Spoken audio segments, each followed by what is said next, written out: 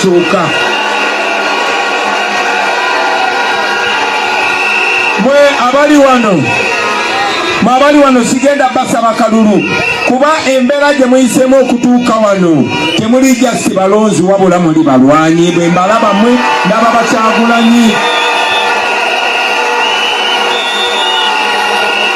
buno obudde bwe nfunye wano nammwe ngenda kubuulira ebigambo bino wammanga nambozi oliwa esente zimmenya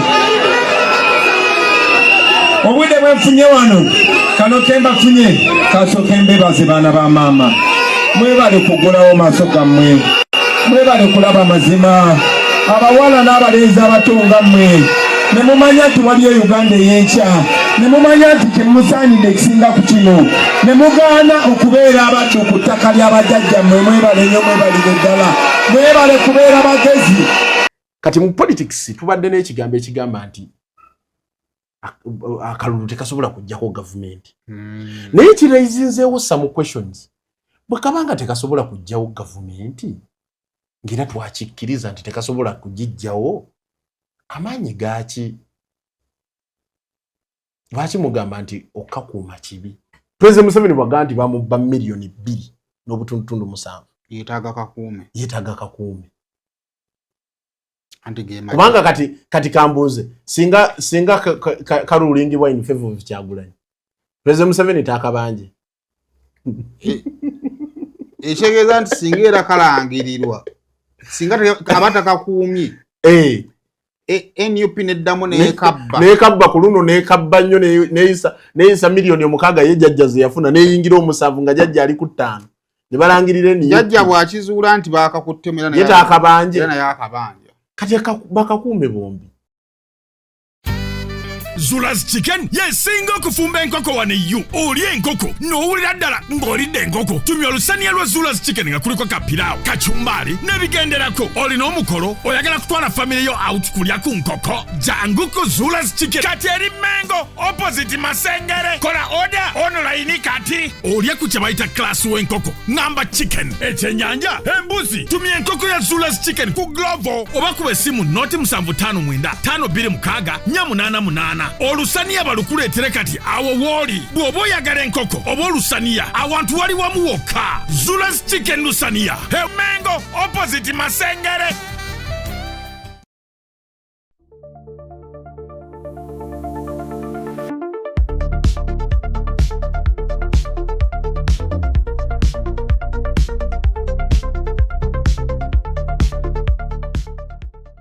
The views and opinions expressed in this program are those of the speakers and don't necessarily reflect the views and positions of this channel. The channel cannot be held accountable for any views expressed during this program.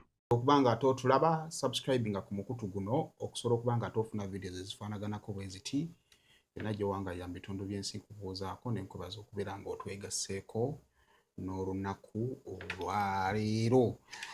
Mbeera n'ennyanza ono okusobola okubanga tetukuba torch mu bintu ebitambudde mu wiiki ate n'okulaba biki ebiyinza okuba nga ate byeyongerayo ate mu nnaku endala ezisobola okuba nga ate ziddayo.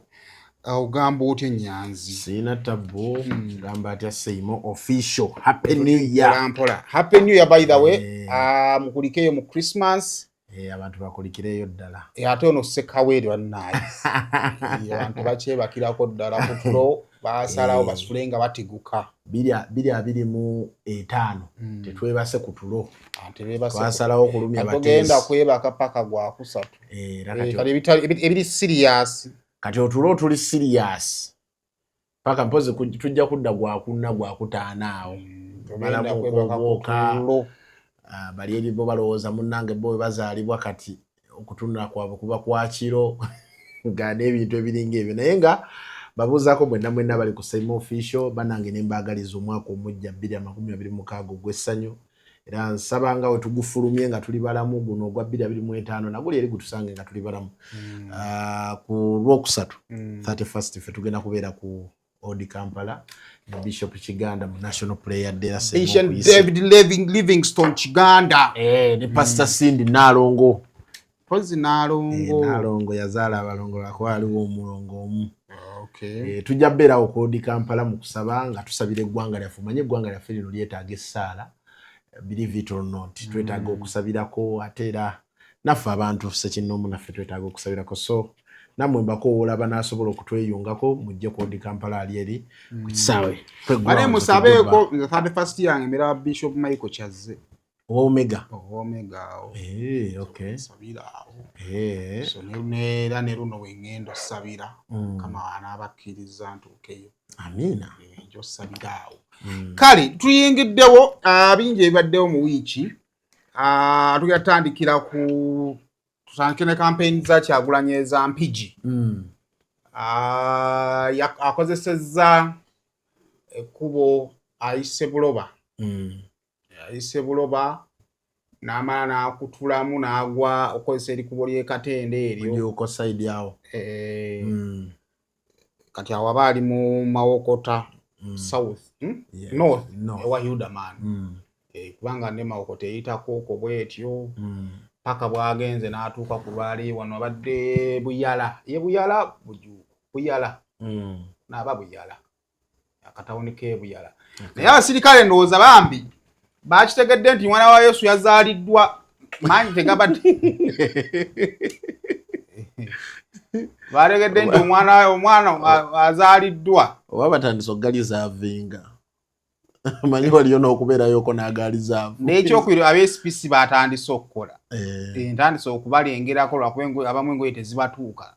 Tebaba bapima. Awo kati wamaze n'akwata ekyettaka. N'akivuga n'agatta ku express eyo Mpigi express highway. Then n'atuuka agikubye mu gombola y'Ekiringente. Akubye campaign olwaleero. Naye mu byendabyeko byembadde ndowooza tusobola okwogerako kyendabye mu Mpigi okwawukana ku bitundu ebimu abantu gye beekwakkula ennyo. Abantu abatafuna kaadi tebajja nnyo. For example, wa Dr. Hildaman jjukira meeya w'Empigi yali ayagala kujja. Then ne kansala w'Ekiringente kikola naye ku Masengera awo naye ayagala kujja. Then mwalimu ne Futusodya ze baali abantu nga basatu ab'amaanyi. Mutekiso yali w'amaanyi mukonza fataliza yali meeya. Naye bwe bataabwe Hildaman we yaddizibwa kaadi bonna ne badde mabega wa Hildaman. Era kyova olaba nti omukyalo ono Joan Mulungi owa eyajja ku Nambooze afunye obuzibu okwekisekyutinga obwa independent bwe lwa nsonga nti tekiri kinene nnyo okubajjukira toli Joan Lule yamala n'agenda mu DF kati oba tebakyamubala nga waabwe. Era twagenza omaliza olunaku olw'eggulo mu nteekateeka abaana badde bakubye ekiyitirirwa kye. Badde basazeewo okukijjawo nga bubaga nti toli omu ku ffe. Kaakati bw'avudde awo Ekiringente n'asala n'agenda Mawokota South.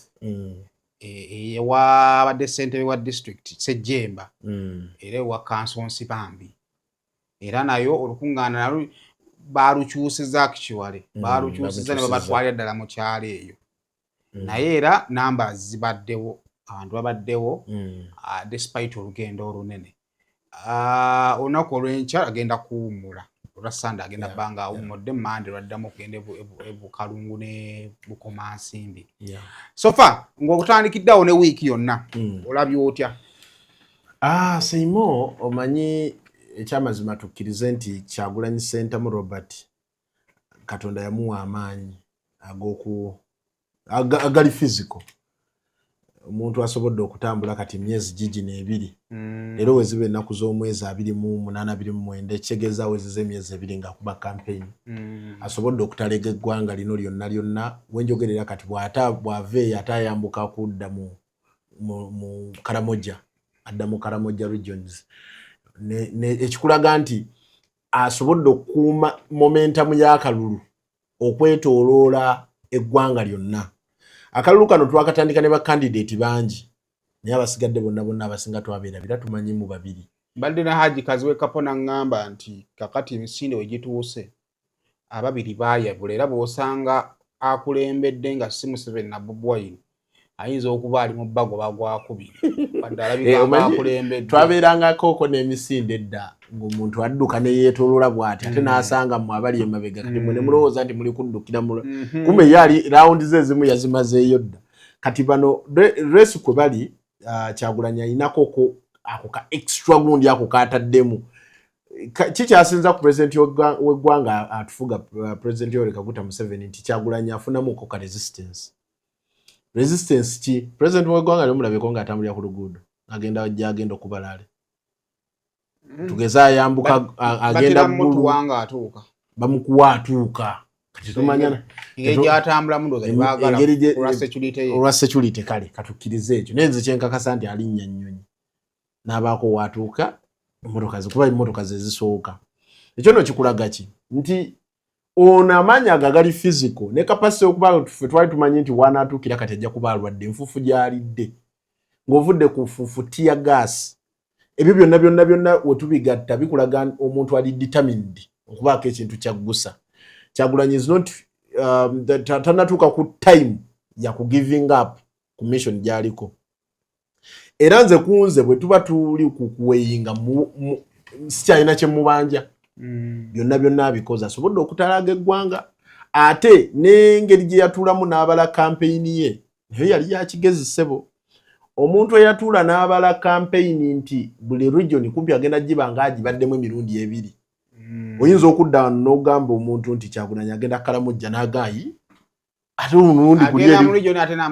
okitegera mu mulundi guli yali yakaveera ate n'addayo mubanga abamwerabiramu kwega akuumye eggwanga lyonna nga liri mu kalulu bwe twali tukatandika nga ngenda tutuuka kweno wiiki gye tubaddemu bwe twali tukatandika baayogeranga ebigambo ebigamba nti akalulu tekaliimu vibe naye abadde bw'omu yakaleeseemu vibe ffe mumanyi vibe mweri okimanyi nti ensi yonna erowooza kulonda sinnatuuka ku flag sinnatuuka ku bivudde mu bigambo bye kubanga kati eggwanga litambulira ku bigambo 6 ekisooka kya byonna eggwanga litambulira ku protestive vote eggwanga litambulira kabanje kalonde ye emboozi buli omu naddiini eggwanga litambulira kukwata fulaagayo kati fulaaga is also another topic naye eri awo tiyagaasi wa Kyagulanyi byonna bitambulira kuki ku muntu omu ekyo no kikulaga nti akalulu kano akawadde vibe ebimu ku elements bye tulabeko bikoze mu kalulu bwe tugenda twalabako emiggo egyaleeta madowa madowa wa CNN dale madowa matandika commenting against awo no boli ku Kyagulanyi oyo yena Kyagulanyi tuyina protestive vote eyina kalonde eyina kanoonye kalonde kakuume kabanje waliwo debate etambulirawo yes kati saawa zino tulina flag waliwo bannaffe aba national ba patriotic because bavudde basomesa abantu enkozesa ya flag awo nawo oyo si Kyagulanyi kati then tulyoke tudde ku magye ab'amagye engeri gye bakampeyininggiddemu pulezidenti Yoweri Kaguta Museveni eyawadde omukyalo oyo byonna bizze lwaki lwa muntu atya kati nawo tumuweera credit ye kampeyini ya wiiki eno yalimu Entebbe municipality yalimu Makindye ne regions ezo yasobola okutambulako mu bitundu by'Entebbe Entebbe municipality wagera nayo baamulemesa yamaliriza ali mu Busiro South naye the biggest highlight kwolwo olunaku eyagibwayo yalaga enneeyisa y'abantu ba NUP nti abantu bano tebali violent ng'oba oliawo ekyogerwa tebali violent Saimo simanyi oba walaba akatambi k'omunnamagye by accident yali atambulira ku motoka ya Kyagulanyi maaso w'SFC abamu ku bana abannamagye bali balemesa crowd okulaba ng'egoberera Kyagulanyi okuva ku main mu crowd yali mu crowd n'atuuka mu crowd n'abulwa n'ekkubo wagenda okuyita naye nga bo bamuleka n'atambula nga bakola ki kati n'ekyo kyalinako message kyali kirina okuweereza abakulembeze abatutwala nti abantu bano tebali violent just bayina ennyonta y'ekintu omuntu wabanga alina ennyonta y'okunywa amazzi ne bw'omuleetera emmere abatajagala bayina kusooka kunywa mazzi. So nako lwaleero njagadde nnyo statement zayogedde ku nsonga ya flags ezibadde ziyingidde mu flaga gyaliko. Bwe nali neetegereza omusajja gwe bayita Romushana oza yali ku BBS yagamba flaga zitambula bumeka wano n'alaga nti eya UPDF bebeera wano eno simanye nebeerayo ya Uganda bebeera wano eya UPDF gyebakola atya n'agamba nti ya Kyagulanyi bw'aba kyatambula ne flaga ya Uganda flaga ey'okubiri mujja kukola ki kutandika ogiraba kati ekyo nno kya raisingawo ko alarm nti bino byonna bye tuli olaba bw'abanga ye atambulira kwa ideology egamba nti revolution gyali leading agiriidinga na bannayuganda era bannayuganda bebateekeddwa okwejja mu mbeera gye balimu nti ekyo kitegeeza flaga zino ebbiri okuli ey'Amerika n'ey'Abongereza zibadde zitandise okuintroducingibwa mu laaleeze nazo abadde ateekeddwa zikomentingako kubanga kati oli abajja gikozesa okujustifying ensonga egamba nti omuntu ono ali funded by the whites abazungu be bamuteekamu ssente era be bamujajjatta okulaba ng'akola ki byonna ebikola byakola kati olunaku lwaleero akyogeddeko banalabako oko ne bannakibiina ky'NUP abasinga ku mikutu gimugatta bantu nga bakubagana empawa ku nsonga ya flag ezo abagamba flag zino manyika kati ate banaziraba baliwo banaziraba bajja kujja batuyambe n'ebiringa ebyo kati ye alwalira gambye akiri kwate ye Kenya kubanga bali bajja lowooza nti bali eri batukola ki batufani akiri kwate ye Kenya ediraanidde wanene waffe naye nga tukutteza abali eri abazungu so eyo ebadde major highlight endala gyayogedde ku nsonga ya Mathias Walukagga yogedde ku Mathias Walukagga nti bajja kuba na by election kati nekyo kiye kikulaga nti yatuuse dda mu 2026 after 15th ndowooza paka eri mu kulayira nga kuwedde yakulaze nti ekyo kiraga ate era ng'akyogeddeko ko ne mu regions endala naddala waze walabikira abantu abazze bajjibwa mu kalulu ngeri je eyinzo batali kiria mu ngeri eyo etali kiria kati agamba nti ne Mathias Walukagga abeere mugumu nti bwe banamala okukwata obuyinza Busiro East naye wajja kubaayo by election so zimu ku major highlights zange ezibaddemu however Saimera tulina okwebaza Kyagulanyi omanyi mu biseera eby'olutalo lwa NRA ndowooza kino baakiragane mu movie yakolebwa Natasha 27 guns kati bw'ogenda ate n'olaba ne footage oli owaddala eyaliyo mu NRA olutalo the Gorilla War bali eruweero abantu baneeno newankubadde baalwananga baafunangamu akaseera akaleeta light moments mu mbeera y'okuggyako obukulembeze bw'obote kati ne Kyagulanyi ekintu ekyakikozesa Kyagulanyi nze ndowooza singa nali nze nga nze ye singa kati nina obusungu bungi ku mutima nali badde nnoonya n'ekinsesa nga sikiraba naye gwe tomanyi kye kitegeeza n'oyita mu tear gas n'oyita mu miggo n'oyita mu ki nodde ewaka at the end of the day n'okozesa ssuubi n'aleeta humor abantu enkeera ne baddamu ne bafuna amaanyi kati oyo art akimanye nti tetusobola kubeera serious buli kaseera wabula tulina ofunamuko ne light moments yadetambula jjo eyabaagalana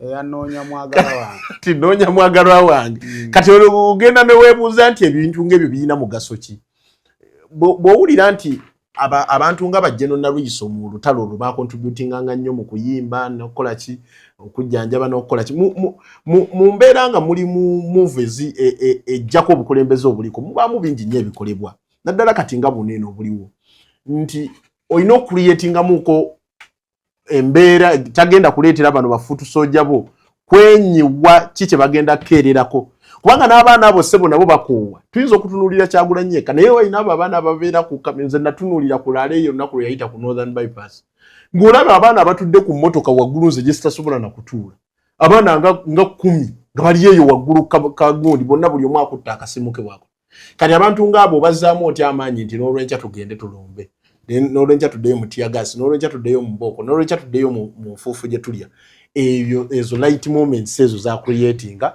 ziyambyeko okulaba nga naye mu ttiimu ye zongera okubeera nga zissaamu ebbugumu ne basigala nga balomba. So eyinza okuba nga ye recap summing up byonna naye waliwo tubadde wiiki eno mulimu ebintu ebimu katugenda kudda ku nsonga zino zitugambye ezikoze akalulu zirina reactions zezireese zoyinza okugamba nti nkulu.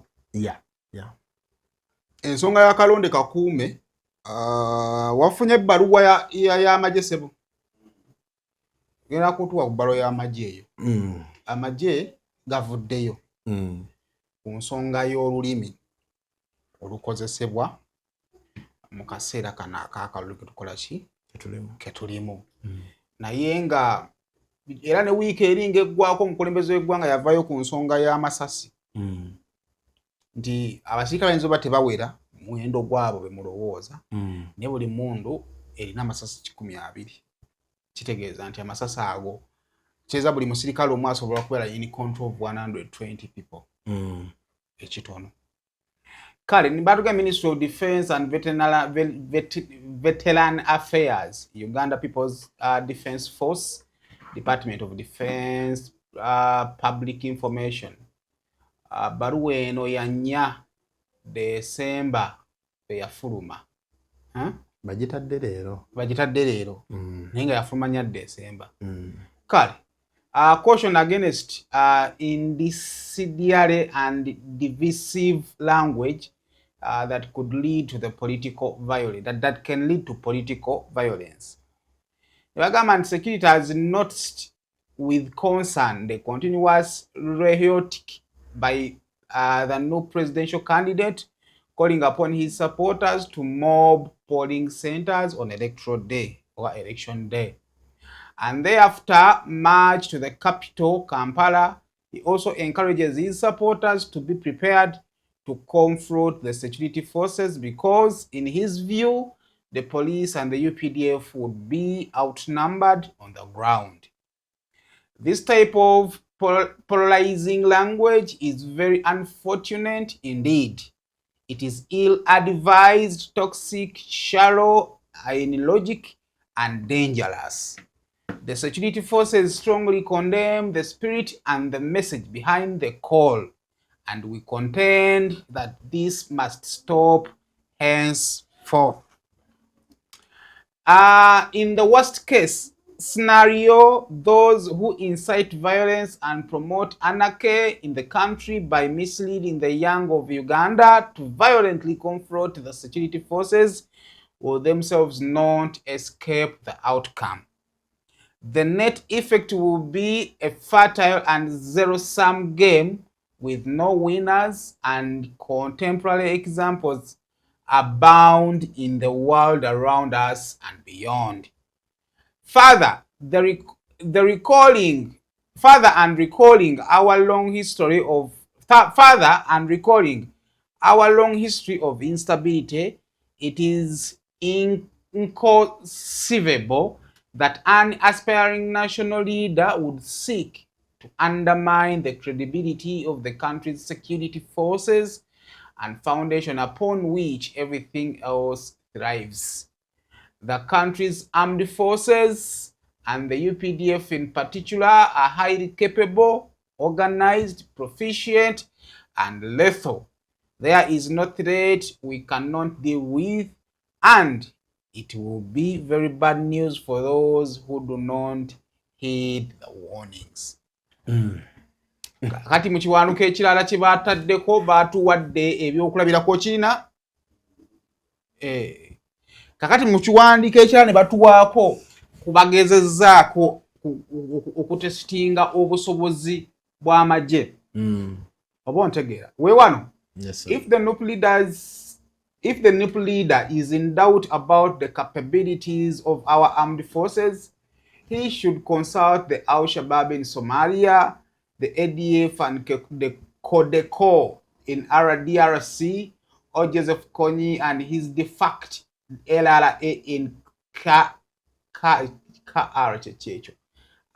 African Republic, as well as the other violent and negative groups in the region. Therefore, the modern-day Alice Lakwenas or the Kirumira Mutimas of the Rwenzori region recently, who similarly confuse young people into reckless misadventures, have no place in Uganda's progress and transformation journey. We appeal to the political leaders to look for votes for votes peacefully and in accordance with the Electoral Commission guidelines and within the confines and the spirit of the laws of Uganda. Nasako mkono Chris Magezi. Nebitiibwa bye. Saimo, okimanyi nti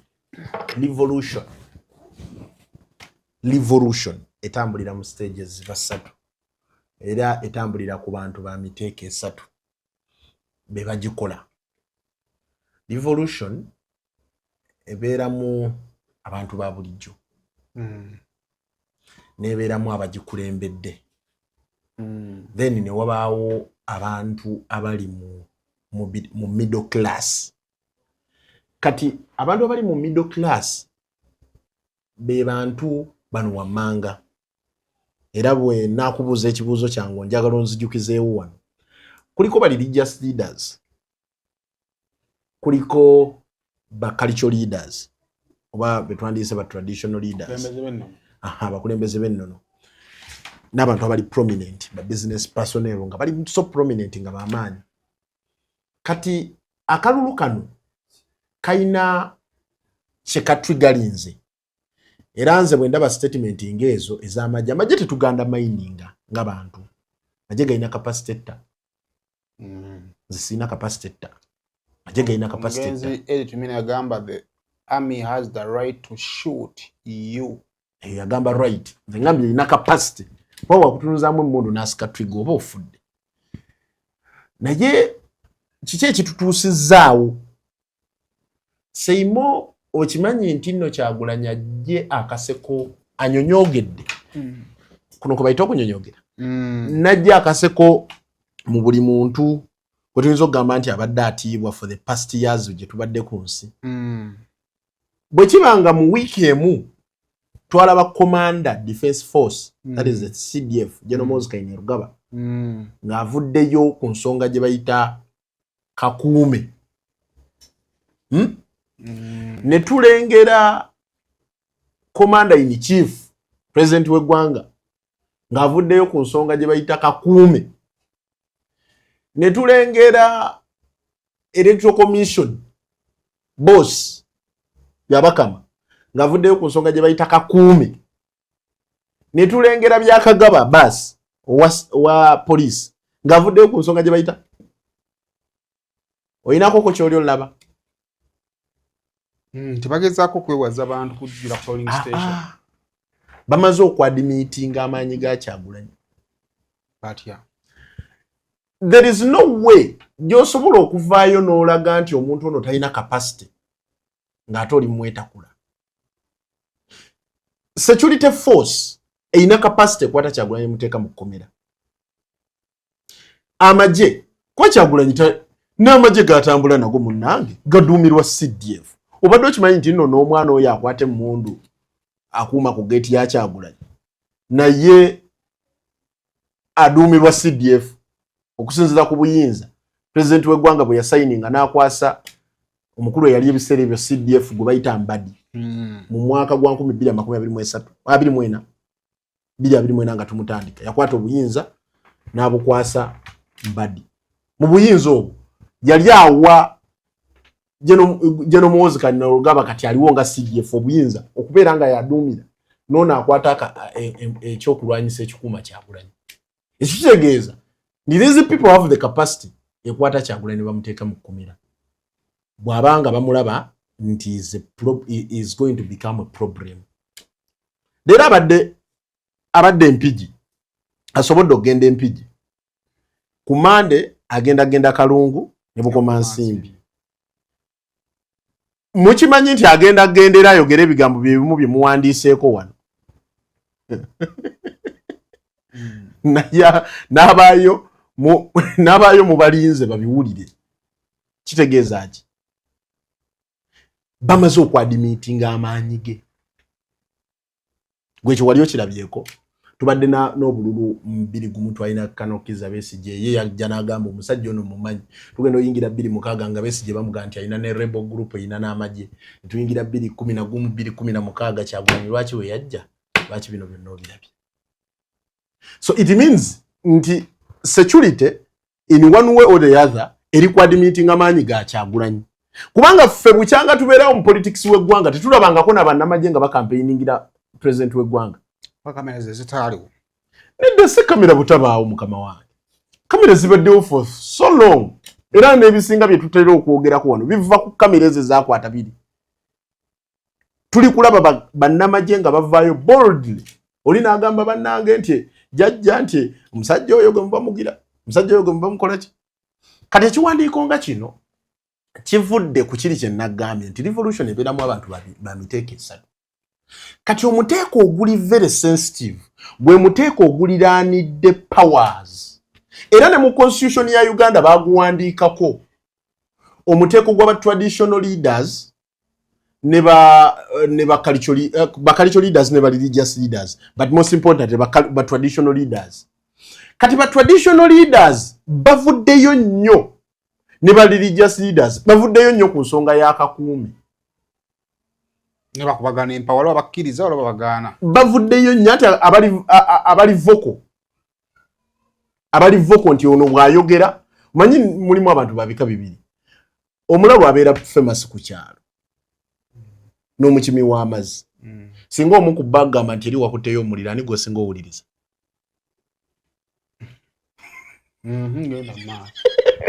Bonna baba voko omukimi w'amazzi abeera popular. Kitundu kyonna kiba kimumanyi.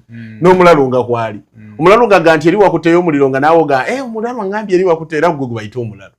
So abantu abali voko bavuddeyo ku nsonga y'akakuumi.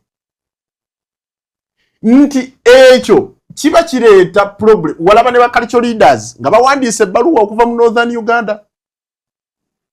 Nti eyo class eri very sensitive nnyo. Kyova olaba nti wano mu Uganda abantu balina ekintu kye balaba oluusi ne bayomba nti lwaki ba religious leaders babateekako security. Ensonga ebasaako security balina numbers ze basobola okukomandinga mu revolution. Oba ntegedde kyengeza kukulaga nti buli muntu alina numbers z'asobola okukomandinga abeera threat. Era ebiseera ebisinga abantu abo government efuba nnyo okulaba nga badda ku side yaabwe. Omuteeko guli eri ogw'okulaba ku bantu aba balina class mwe mulina abagagga ababa basobola ofandinga bwe weetegereza revolution ya 1986 eyali Philippines yali bishop yali musumba bishop wa Catholic Church yali voke nnyo okulaba nga ba providing emmere n'okuprovidinga mobilization platform radio. Ochege nti abantu abo babeera very sensitive. Kakati essaawa zino bwe tubanga wiiki eno yonna okuva ku wiiki eri eyayita nga class eyo eyina engeri gyetandise okuyingirira akalulu kano nga nakyo obadde tolikiraba naye ng'engeri gye bajja oli alaga nti ekijja kijje ekyo kikulyetingawo fear. Kakati tudde ku side ya security n'amagye. Amagye ekiwandiiko kye bakoze kyennyamiza. Era nze tekintiisa kuba nti after over 25 days badde tebakifulumyanga. Nti kyajja before president nga tannayogera na bigambo byayogera. Kiraga nti kyajjange kyafulumizibwa ng'ennaku z'omwezi meka naye nga bakyalina mu doubt. So kitegeeza president yamala okwogera nabo ne balyoka bakikola ki bakifulumya. Kiramu statement ng'ekyamazima si nnungi. Amagye wadde gayina obuvunaanyizibwa bw'okukuuma eggwanga n'abantu n'ebyabo salosalo z'eggwanga newe bubaawo obuyeekera obuli within. Problem gye tulina bakama baffe abo bambadde ebyambalo ebyo n'omukulembeze w'eggwanga bali mu kukkiriza nti NUP kibiina kya byabufuzi ekivuganya democratically. Oshegedde nti bo baalemererwa ddala okyadimiitinga. Kati ekibiina kino gye kyava yonna ne kiyingira mu kalulu. Akalulu bulijjo akatambulizaako statement egamba nti akalulu tekasobola kujjako president. kubanga faawe tukulidde mu 2006 Gaddafi yennyini yabigamba president w'eggwanga nti akapapula tekasobola kujja mu bukulembeze. Tegedde. Kakati eno party eya National Unity Platform byonna byeri okukola ekyenjawulo ekiriwo nti ebikola mu mateeka. Kati nyanukula kiri eri ekibuuzo kye natandikiddeko nga nkugamba nti lwaki Kyagulanyi nti bali mu mukwata. Byonna byayogera biri under the law. Nibo abagamba protesting. Nakyo mwe kiri mu constitution bya article 29. Mu constitution mwe kiri. Kyokwekalakaasa okristo walinga rule of law n'ebiringa ebyo. Mwe ebiri byonna constitution ya 95 babi documentingiramu. Kichengezaako kulaga nti this mass awakening nti kisoboka okugenda netukastinga akalulu netukakuuma kicreatingawo fear ku muntu eyatambuza statement egamba nti akalulu tekasobola kujjawo president. Era naye omanyi obukulembeze buba bwa psychology. Omuntu asinga okubeera ne psychological sloganing yatwala.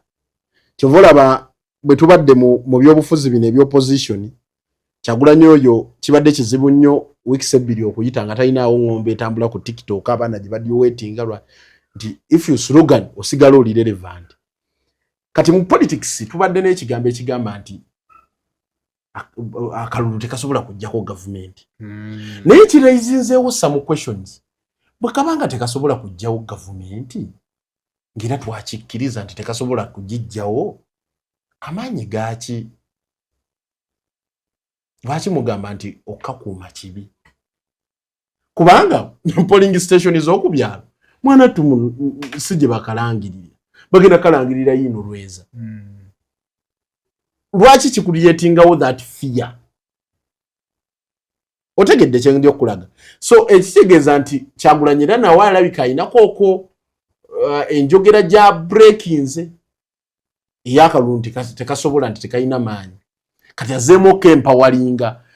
Kyovola bw'olaba abantu nga bakenyigiddemu nnyo n'abaali bakakoowa. Kalulu kaneeno tubadde tukimanyi ebbanga lyonna. Genda n'okalonda ng'okimanyi president w'eggwanga era of course agenda kuddako. Kati nga toyina nnyo kyamaanyi nnyo kyokasuubiramu. Ekibuuzo lwaki wekasemberedde okubwa kwako kana ak'omulundi guno kakuliyeetinzeewo tension ey'amaanyi? Kuba tension yeno eriwo ne mu 2020 teyaliyo. Obunkenke bwaki? Obunkenke buvuddewa. Tona nti waliwo ekitali tugambibwa. Nina bwe n'adde abanga agamba gavumenti kanoonye tegirinaako buki. Kalonde tegirinaako buki. Sita ziri ku kakuume kabanje. Singa mbadde wa mazima n'aligambye ebintu byonna Kyagulanyi byayogera bimwe ebiri mu constitution ebyebina. Kanoonye mwekiri mu constitution ye campaign. Kalonde kwe kulonda voting. Mu Presidential Election Act bawandiikamu protecting the kalulu in 20 meters. Siye kakuume. Bwe bakabba that means nti ba violating the democratic principles eza constitution yeyo kabanje. Byonna mwe biri mu constitution. Kanoonye eri mu constitution. Kalonde mweri mu constitution. Kati the problem is nti bibiri ebisembayo tebifevali ng'ona aliko. Bitya. Anti kakati kakuume bw'aba alinako commission ye gy'ayagala okukola. Kakuuma amukwata. Ate nga naye agamba baamubba. Anti kakuume ye twigga ye. Ye twiggalinga kiri eri. Mu constitution kiri acceptable. Kyakabanje. Era oli owakabanje bwa succeeding. Onoonya w'omuteerako omusango gwa treason nga togulina kubanga ye President Museveni atudde mu ntebe. Izo process ennya. Government ya NRM is the result of result of kabanje. Akalulu kabiri ka 1908 bakanoonya. Nga akanoonyeza under UPM. Okay? Byaliwo ba candidate ne baba disqualifyinga bakandidate abamu ne babagaana okubeera ku ballot paper awamu ne bakola buli muvuyo bagenda ne bakalonda ekitegeeza ne bakola emivuyo ne tukkiriza nti ekyamazima DP yali ekawangudde yapooka wanga semwogerere nti ye bano mu kakuuma balabika bo tebaakakuuma ennyingo ya protest vote mu yaliwo mu 8 yakanoonya ne bakalonda ne babuuka ennyingo eyakakuuma kabalemu okuuma kati bataakakuuma akankabanje kano kebabbye kati kyovola abiri ebibiri tebimufevalinga kubanga kashize n'ennyingo eno yesoolo tutaasa eriwa eyakakuume ekakuume ku sayidi zombi President Museveni bwaga nti bamubba miliyoni 2 n'obutundutundu 7 yeetaaga kakuume kubanga kati kambuuze singa kalulingibwa in favor of Kyagulanyi President Museveni taakabanje ekitegeeza nti singa era kalangirirwa singa abatakakuumye NUP neddamu neekabba ku luno neekabba nnyo neeyisa miliyoni 6 ye jjajja ze yafuna neeyingira 7 nga jjajja ali ku 5 ne balangirira jjajja bw'akizuula nti baakakuttemera ye taakabanje naye akabanja kati bakakuume bombi tewali buzibu buli omu akuuma akalulu ke unifying factor is kakuuma bakati bwano wonna alaga ennyo nti olwanyisa ekyokukakuuma n'okkabanja ojja labikanga omubbi ate ng'omubbi tulina electoral commission kuba yetavangayo okwegaana kati naye tulina 211 ziri 216 okuva mu 26 Dr. Kiza Besigye kooti yagamba okuva 21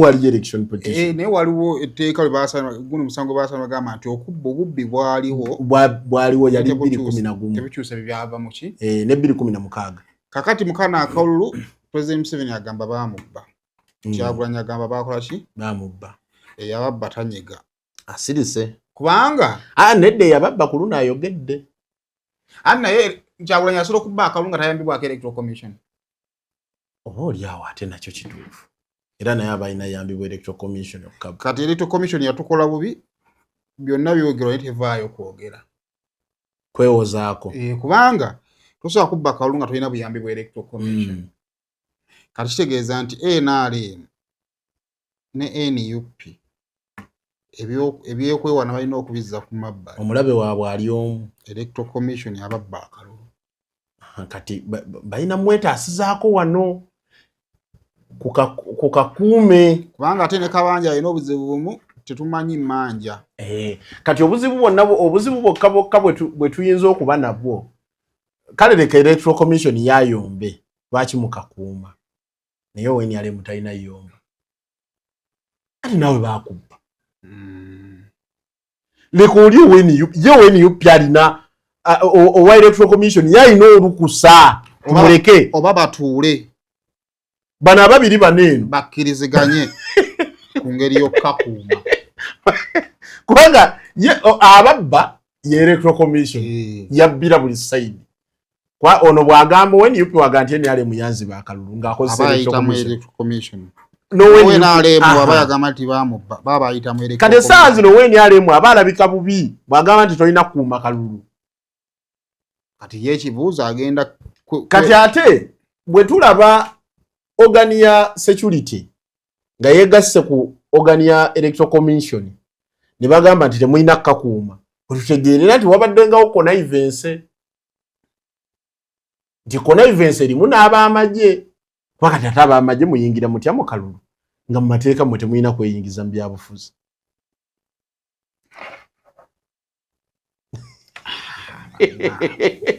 so kubanga ababiri bano bandikwataganye batule ku mmeeza buli omu agaye nti nkakuumye bwenti nti NRM nejja negamba nti bannaye bw'omala okukalonda genda wa ewaka kubanga omanyi n'okudda ewaka kano omala olonda dde ewaka naye alina endowooza yaayo nawulirako honorable Kabanda ow'Ekasambya ng'agamba bwe batyo babba akalulu ke NRM mu tayimu ey'okubala bwaba NUP babera bangi ku polling station kati wabawo omuntu yakoze ensobi mu kalulu bagamba kafukafukafu kasebbali kuba tulina n'ebintu bibiri tutanayogerako waliwo kalonda nodde ewaka naye ng'akawungeezi ogenda kudda okabale waliwo n'eyakalonde genda ewaka gwe bivaamu ojja biwulirira waka kubanga ate era si kipya twali tuwuliddeko nti ba polling agent babagula abo babagula nnyo kakati ate bano bo be twesigulirako nti nedda bakulekedde abakola ki abakuumi ekyokubiri tuli mu kalulu nga bali 8 abeesimbyewo naye nga we tutuukidde wano ng'abalina ekigendere bali 2 ng'omukaaga guno gusobola okusalawo okubaako ogumu gwe gwegattako okategedde bulungi yes kati ne babeera 1 against 7 ekibuuzo guno omukaaga gusobola okwegatta ku opposition babeere 7 against 1 oba guno omukaaga gusobola okwegatta ku NRM babeere 7 against 1 wa NRM wa NUP kitegeeza nti kakati bano beetaagako audience abalaba era lwakwandi bannayuganda twerabira mangu mu time ey'okulonda tuba tutandika okulonda polling assistant abikkula box egenda okugendamu obululu n'agibikkula bw'ati nayeetoolooza mu bantu abakedde abaliwo kitegeeza nti ne bano abantu abaliwo babakulu nnyo kakati how sure are we nti bano abantu betugawa ku polling station banaabeerawo akawungeezi nga tubala nze ndowooza nti ensonga y'akakuume yandibadde ya buntu nti bw'onotunulamu nga muli 20 abenzikirizeemu mwekolemu omulimu tiwe tuba tuweze 30 abamu tuddeko eka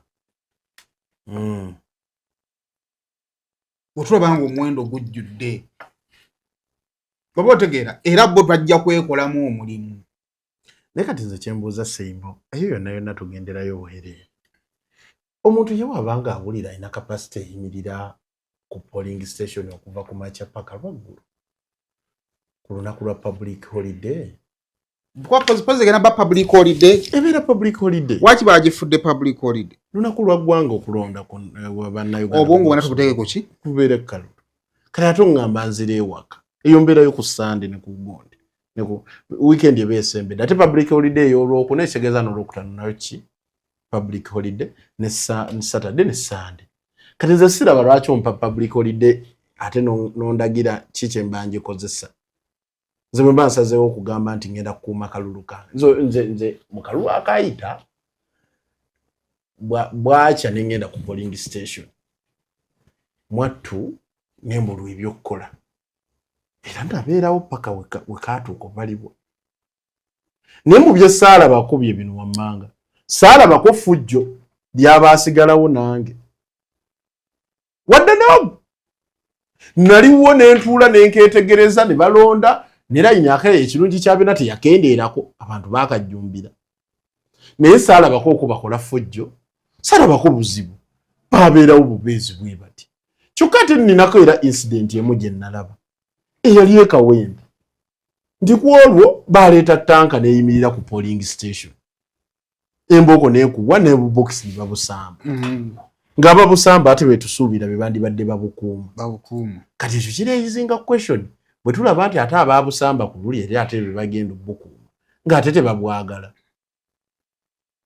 kubanga bo tebabwagala ku luli baabusamba busaaba ati kyokka bannaye naye ku nsonga yange ey'okukuuma akalulu it is democratic mu mateeka meters 20 abalina kapasity babirewo bakuuma akalulu kaabwe siraba lwaki ekintu kye tusuubira nti akalulu ke tusuubira nti kagenda kubeera free and fair tuteekawo nnyo embeera eyo ate bantu bino ebintu bituuka ne bijja ne bivaawo ate bantu tutaddewo amaanyi mangi leero simanyi ki kubanga nekya bano okutuuka okutandika okubalirira nti ebyalo biri 7,000 security tebali bwe bati ate bano be bakuuma ba minisita ebyo byonna okubituukamu kuwa bano buvumu bubeera ku polling station kati bona increasing amaanyi aga polling station mwana twate gwango boliteeka mu katyabaga bo increasing amaanyi agoga nti fe tugenda kuuma polling station nga waliwo omuntu akkirizibwa kubeerawo biki bantu nga temuteekeddwa kubeerawo ojja kuleeta eggwanga okubeera mu kasamba ttuko ojja kwetega mu mbooko z'akabanje nga bukyali. Tumaliriza ensonga ezaba nominated nga tumaliriza weekend ensonga y'abali denominated kakati njagala kuwa case study ya Isingiro Isingiro North wa Minister Bright Ramirama bwe yali yeesimbye nayo wa NRM yajja independent oyo essomero ly'asomera lyavayo ne limwegaana Nebo nemwegaana namulako ng'agenza okwekalakaasa kati nowe NUP naye bamudenominating era ndowooza aba asigadde agenda kujja opposite mu bbanga etali yawala nnyo olunaku olw'ejjo abadde mu constituency ya fufa president naye yabadde denominated era ndowooza kati ne gundi ne Magoga agenda kujja Magoga abasembedde okujja opposite ewa Minister Kasaija naye bw'atyo ono ye Sharif Ntanda bin Hakim so olwo ku kiwandiiko kya Honorable Kyagulanyi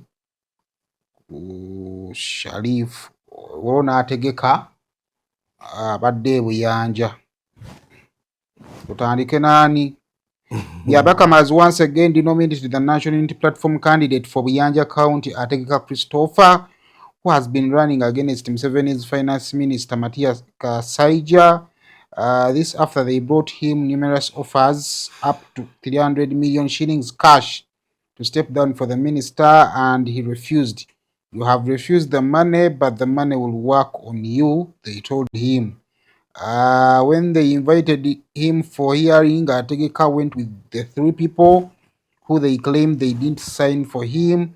The 3 people confirmed having signed his nomination forms and even drew down the similar signatures in the presence of Byabakama. Ategeka, who has shaken the ground in Buyanja, is very shocked to receive his ruling because he left the hearing quite sure he left the hearing sure that there was no legal case against him, but the criminal regime has ensured that he is denominated. Like I said yesterday, instead of just getting frustrated with with Byabakama's criminal actions, let this impunity fuel righteous anger in all of us to bring about democracy in Uganda at all costs.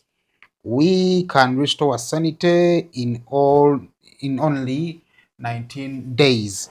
Aochi atadde kwa Ategeka. Then later on, atuwadde kwonagamba nti Byabakama, he has yet again denominated another National Unity Platform candidate, Tanda Sharif, who has been running against Bright Ramirama in a single North constituency.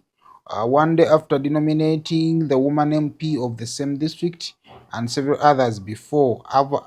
Over these past weeks, regime operatives have approached him with offers of hundreds of millions to step down. Upon refusal, they have now denominated him. The very operative abducted 2 of those who signed his nomination papers and forced them to claim that they never signed for him. The conditions for the removal of Museveni have never been as ripe as they are today. As ripe as today. There has never been as much urgency as there is today. The impunity is unprecedented. the people of Uganda must rise to occasion this and say enough. So ekyo byonna ensonga ya mikono. Ensonga y'emikono efuuse emikono giringa ng'emiki. Emikono kakati awo tukola ki? Tuli kakati bwe wetegereza obulungi ba candidate be bagenda bajjamu be ba candidate ene buyanja bagambye nti ground z'omukulu zibadde zigumidde era ali likely okujjayo Matia Kasaija nendoza ku mulundi guno Seimo abasajja ekyatuukawo mulundi guli balabika bakitidde kubanga bwe twali tutandika bagamba nti guli gwali muyaga ne bwe gubanga gwali muyaga lwaki kuluno bagutidde era gwayitawo mulundi gumu ne gugenda lwaki kuluno bagutidde race abantu abali okujjibwamu ogenda olaba bwe babadde bajjamu ono wa Kasaija n'abantu be bagamba nti bano tebamusayiningira yajja nabo ne basayininga oli n'akwata olupapula oluliko signature abe10 naye n'asayininga amuga nti sayini yange yeeyo yerinaawo n'avaayo genda okudda nga bamugjeemu lwaki nti bo bakkiririza mu principle egamba why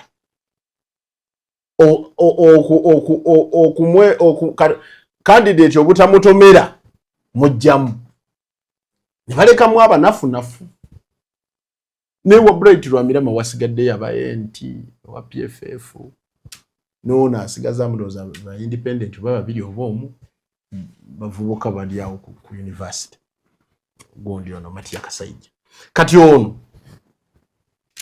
abadde w'amaanyi ku ground bano kibatya nti ekyatuuka ku vice president w'eggwanga omulamba 2021 banava mukalu walabe kyabadde Bukeddia Kyagulanyi babadde Bukeddia bulijjo kimanyi nti tubelieving nti Bukeddia Kyagulanyi ayinza n'obutaweza abantu 5 ne speaker yagambye yafunye abantu 5 walaba 5 anti omuntu okusinzira strategic locations mu mutadde n'okutambuza abantu be yakunganyiza ku ground we yabadde kati kikuliyetinga we amuyingira mukata mu sub county mayidwange y'ekidongole baliwo bangi okitegedde kakati kikuliyetinga wo okukkiriza nti ba candidate abaali ku muntu ng'oyo bali balina capacity esobola mushekingamu kati nga bano tebagala kuganya muyaga guli guddemu gubeere era ogenda laba nga strategically abantu abalina ba candidate ba NUP bo tunatukira ngenda kuz'omwezi 2 jukira banchi yaba MP ey'obululu obwogiza bululu tebunajja eyasosesi ya president buli tebunajja kati then bwawanga zinatukira ndoza nga 2 awo bakyavaamu bakyabajjamu kubanga beewala kiri balina abantu babe baagala babeerewo bo basigaddemu mu race tekirinawo kiragira bunafu ku NUP n'abantu beyanominatinga bw'ogamba nti kiraga obunafu ku NUP n'abantu beyanominatinga bweweebuliza ekibuuzo ng'okusinziira mu kukkiriza ku Mathias Walukaga yali tagwanidde kubeera mu race abanga asigaddeyo ku university omulamuzi Simon gundi ani Sinobe ekyo kyenkugambye nti bino byonna ebikolebwa waliwo abantu boolabanga they are big threats omwana oyo gwe bayita Abedi Chan Mase yali w'amaanyi bw'okola assessment n'obuuza ku ground yali w'amaanyi kati okubyewala ebyo byonna obajjamu however waliwo kye bayita omanyi nagamba wano twali waneno last time nagamba nti mu politics to celebratinganga mangu topapanga ku celebratinga kubanga osobola okucelebratinga wini yakati naye ate nga maaso oli wakulindiridde okukuba akalipo era abasajja betegereza politics aconcentratinga nnyo ku muzannyo paka engeri gye guggwamu so si wano kubanga essaawa zino eno tomanyi kiri mu mitima gy'abantu b'e Busiro kyokka ate ekintu ekiri okukolebwa kiri kukolebwa kumpi mu buli region y'eggwanga. Eastern Uganda, Central, kitutte mu Western Uganda, kitutte mu Northern Uganda. Bakandidate abajiddwamu bwe wetegereza strategic locations zaabwe mu bava. Kati bwe kireetera ono alivuga narrative ya national unity. Nga unity yaabwe tebisinzira ku bulungi bwe balimu oba ku mbeera ennungi gye balimu wabula kye bakkiririzaamu ng'okunyigirizibwa kwabwe. Then ebeera threat kuggwe ali mu bukulembeze. Kubanga abantu bano bwe baba nga bava mu buli region ogenda plantingayo abantu abo bagenda okubeera disappointed. Ffe bulijjo tukkiririza mu narrative egamba nti kasita batuwadde ku bwMP wa president kale bwo kibadde kimanyikiddwa jjajja agenda wangula entebe yagitwale. Ffe tubadde tukkiriza mu narrative eyo. Ngera mba mukyakuba enduulu nowe wafa awangudde. Kati n'owulira president Yoweri Kaguta Museveni rankaza zirinnye nga obusungu obwandibadde kwa 100%. Mwattu obukakkanyiza obutadde ku 50 gambe wayi kasita tugenda beerayo ne BMP baffe bagundi baffe Joel Ssenyonyi baffe bawangudde Nakawa. Otegedde kati n'ogenda n'ekyo mu mutima nti kikuriyetingawo at least obusungu buneeno okubeera nga bukkakkanyiziddwa. Mu bufunze abantu babadde balina engeri gye bakkakkanyamu obusungu ku level ya parliament. Exactly. Nti ekyamazima okuleka abantu nga bafuna omukisa okumanya ku President Museveni ng'ajja essaawa zino okumanya President Museveni kizibu. Kati naffe abafunye ku mukisa obadde okola muwuliro nabo Kyagulanyi ng'akumanyi abatafunye mukisa ogwo tebajja kufuna mukisa. Yes. Ntegedde. Kakati ogenda okumaliriza ng'okuleka bye yakola oli ku byoli okumpi nabyo naye ng'omuntu akuli wala. Naye omubaka wa paalamenti tubeera nabo bavubukira mu bitundu byaffe tuba tubamanyi. Kakati singa oteekamu akalulu kuba president ne bakkubirayo konsole eva wano ku paalamenti. Exactly. Kyowaali kasita Malende wange ayiseemu. Malende kasita ayiseemu tulina kigattire. Era Malende oyo bw'atakuyiwa n'agenda mu paalamenti n'abaako kyakuleeterayo n'agamba waayi akapaalamenti kaakola ki? Tekansala. Kakati challenge eriwo eri emu nti ne consolation abantu nti waliwo obululu obuvuddeyo ng'enaalemu ebuwangudde naye nga waliwo ebibuuzo. Naye mu kusikaasikana okwo abantu bamaliza ne bamanyikira waayi kaira kasita twamutuuyanyizaamu. Asa wano twamusuuzizza kino akugoba tabulako kyakusuuza. Naye ndowooza yatuwulidde ng'oweenaalemu alina gumu 7 owa opposition alina gumu 6. Ngenda ala akalulu ka Bugweri omubaka omukyala. Ekyo Magolo yakawangulira ku buluba byali 5. Era abapresident gamba ndowooza watuwuliddemu nk'amaanyi. Nizo sanga ebyo sigamba nti bikyali nizo sanga 5 bino bibadde mu science. Naye balina tuyina ekyo feeling nti at least kati wano toba wadde na opportunity esembera waawo. Kakati ze kye nabagambye omuntu nga singa anyiiga ku kyobwa president n'anyiiga ne ku kifo ky'obubaka bwa paalamenti obusungu obwo agenda buteekawa kubanga oli abadde anyiigira ku kyobwa president n'akkakkanira ku kyobwa paalamenti. Omanyi divide and rule ebadde eyambako ne mu political board eyo kubazanyira ebyobufuzi nti katumuleka ayingireyo bw'anaamala okulayira mukube jjeeke. Era bangi bakubiddwa jjeeke. Era bangi abantu abo bakaguddemu. Naye kakati abantu abo abakubiddwa jjeeke babadde mu buli mu buno gwe jjeeke ogikutte bifo mu bintu ebiri awo ebiri na questions. Oli mbwate mikono mbwate oli baali balina omunominatinga mbwate bakuba amasimu ne bagamba nti nedda siffe tetwamunominatinga ko biki ne birayizingawo ku questions. Kati mu kuraisinga questions oli kwempawalinga kabanje. So strategically engeri gavumenti yo yennyini ne organizizaayo gyeri okwekubajje. Simanyi lwaki, simanyi oba eno another approach mu ngeri gye baddiringamu ne amazima nga tumaliriza ne crowd, I don't know. nga tumaliriza mwandirese abantu ne bavuganya. Exactly. Mwandibalese ne bavuganya ne mubatetenkanyizeeyo waggulu kubanga kabanje wa paalamenti wa buntu. Politics waffe yafudde nti abantu bateeka ssente nnyingi mu kalulu. Yes. Essaawa zino bw'owandulamu owa NRM leaning nga badde avuganya ne Magogo ojja musanga bamuwandulidde akawumbi kabadde kagudde. Kakati wali osanzeeko abantu abakola ebintu ebifaanagana naye olw'ensonga ez'enjawulo. Jjukira olunaku lwe tulonda omukulembeze w'eggwanga tulonda n'ababaka ba paalamenti. Kitegeeza nti ne misunderstanding era nazo ziggwa ku olunaku. Isingiro si isingiro Kisolo eyo ne Jinja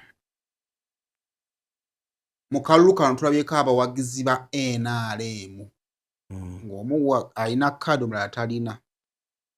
Beesanze ne beekuba n'abamu ne beetema ey'Ejjinja DPC mu kwagala okugumbula abamu baakubwa n'amasasi. Kitegeeza nti nno akalulu k'obubaka bwa paalamenti ate kali waasi bannange omukulembeze w'eggwanga. Kaakati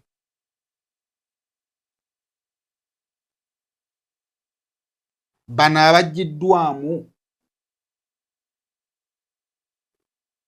obusungu bwabwe singa bunaakwatagana n'ababona obusungu bwabwe tujja ssanga abantu abakola ebikolwa ebifaanagana olw'ensonga ez'enjawulo kibi. So nze ndowooza mwandibalese ne bavuganya. Kya buntu okuyita awaweweevu naye ate babadde bakulembeze. Oba okitegeera? Yes. Lastly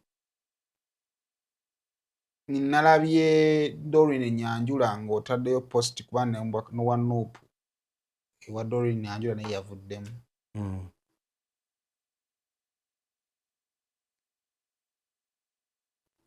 Sisuya ndi wa Nuupu yabadde asobola okuwangula akalulu eyo.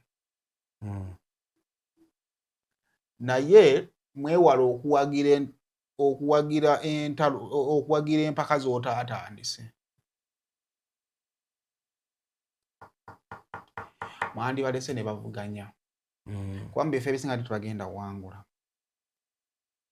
Ne mubalekamu. Wadde obalekamu. Simanyi where the pressure is coming from, but I think it is not needed. And the challenge goes straight to the SEC members. Kubanga mmwe mutima gwa NRM. NRM kijje mwagala olaba. Mwagala ya kuyita mu kano kalulu. Oba mwagala NRM ebange efaanane nga CCM. Of course CCM is finding problems right now. Naye ekyaliko. South Africa bagira batya? ANC. Ne mu kalulu akawedde they found problem balina okumala okukola alliance okukola gavumenti. Naye bakyaliwo. Buli bw'osigaza omukisa mu gavumenti osigaza omukisa okukyusa. Of course omukisa gukyali mu mikono gyabwe because bakyali mu gavumenti. Naye nze ndowooza ekino ekyana opposite kino kigenda fuelinga ekiyinza okugoyinga out of your hands. bw'ogenda mu kkanisa ku ssaawa nga 8 ogw'ekiro abasuze mu night prayer oyinza olowooza balalu. Ono atambula ddeeriira ababashiikaata ya mamama, ono ali mu kusamba ali wansi afukamira akaaba. Ekifaanaga kiri kimu bonna basaba naye ebizibu ebibasindiikiriza. Ontegedde bulungi? Kati nze ndowooza it is a wrong idea. NRM on record esigadde ekyawangula ebifo ebisinga obungi ebya paalamenti. Era njala kulowooza nti mu kalulu kano bwe kigenda okubanga oledi egenda mu baka nga 25 bazaana opposite. Ontegedde? And that is a target of some of the political parties that there is the opposition. Naye akantu kano akaana opposite kabunafu. Kyemukoze muyiye ettaka ku mazzi ne temugawadde lye gadda gayinza okubbulukukira awabi. Katubaleke mbeere bulungi mweraba.